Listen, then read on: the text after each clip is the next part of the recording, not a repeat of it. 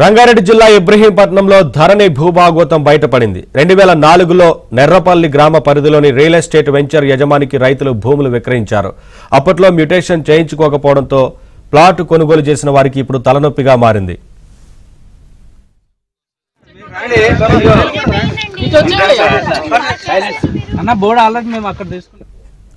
ధరణిలో భూ యజమానులుగా రైతుల పేర్లు ఉండడంతో ప్లాట్లను రైతులు స్వాధీనం చేసుకుంటున్నారు.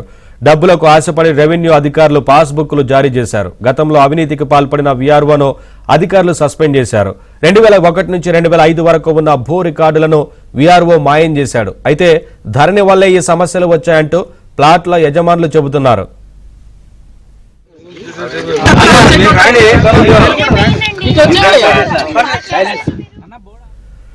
డబ్బులు కూడా పెట్టి ప్లాట్లు తీసుకున్నామని ఇప్పుడు రైతులు ప్లాట్లు తీసుకుంటే ఎలా అని వాటిని కొనుగోలు చేసిన వారు ఆవేదన వ్యక్తం చేస్తున్నారు. చట్ట ప్రకారమే ప్లాట్లను రిజిస్ట్రేషన్ చేసుకున్నామని తమకు న్యాయం చేయాలంటూ వారు కోరుతున్నారు.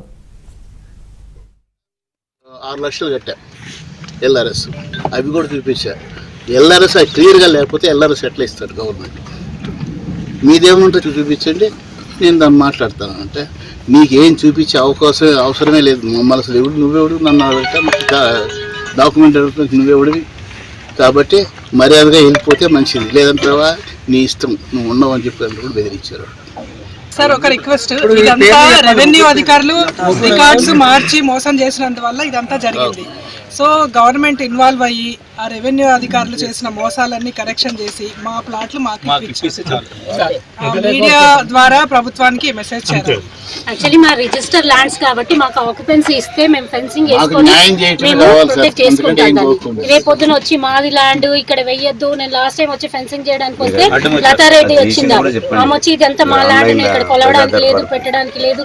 నేను నా దగ్గర అన్ని ఉంది, రిజిస్టర్ అయింది, చూడండి డాక్యుమెంట్స్ అన్ని ఉన్నాయి. మీ దగ్గర ఏమన్నా ఉంటే నువ్వేం మాట్లాడడానికి లేదు, నాది ఇది ల్యాండ్, నువ్వేం మాట్లాడద్దు, నువ్వు ఫెన్సింగ్ వేయొద్దు అని చెప్పి స్టాప్ చేసి